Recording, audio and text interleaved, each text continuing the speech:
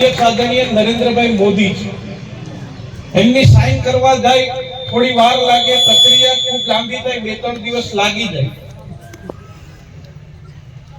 એટલે આ વિસ્તારના સાંસદ તરીકે અને આ સમાજના આગેવાન તરીકે મેં એટલી જવાબદારી લીધી છે કે જ્યાં સુધી સોમનાથ ટ્રસ્ટની હારે આપણા આગેવાનોની બેઠક ન થાય ત્યાં સુધી અહીંયાથી ચપટી ધૂળ પણ ના હટે એ જવાબદારી બધા આગેવાનોની વચ્ચે અને અધિકારીઓની વચ્ચે મેં લીધી છે.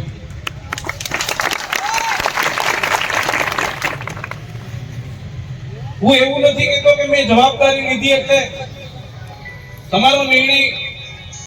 એ શું કામ મારો આગ્રહ હતો કે રાઇટિંગમાં મારી સરકાર નથી, કલેક્ટર જમતું નથી,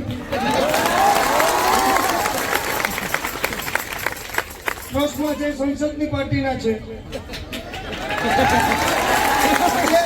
બીજો પ્રશ્ન નહોતો.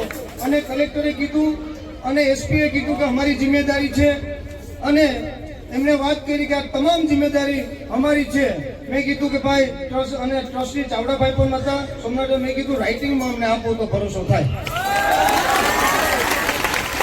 પણ સંસદ સભ્યોએ કીધું કે હું આ બંનેની જિમ્મેદારી હું લઉં છું કે જ્યાં સુધી ટ્રસ્ટ સાથે વાતચીત ન થાય અને એનું નિવારણ ન આવે ત્યાં સુધી આ ડેમોલેશન કરવામાં નહીં આવે. અને પછી બધા સમાજના આગેવાનોને કીધું, કારણ કે આપણી સાથે બધી પાર્ટીના આગેવાન છે, બાપભાઈ છે, બચુભાઈ છે, બંને પટેલ છે, રામભાઈ ચૌહાણ છે અને દેવેન્દ્રભાઈ છે, એ બધા પાર્ટીના અને તમામ લોકો છે. અને બધાને કીધું કે તમે ચર્ચા કરી લ્યો, સંસદ જિમ્મેદારી લેતા હોય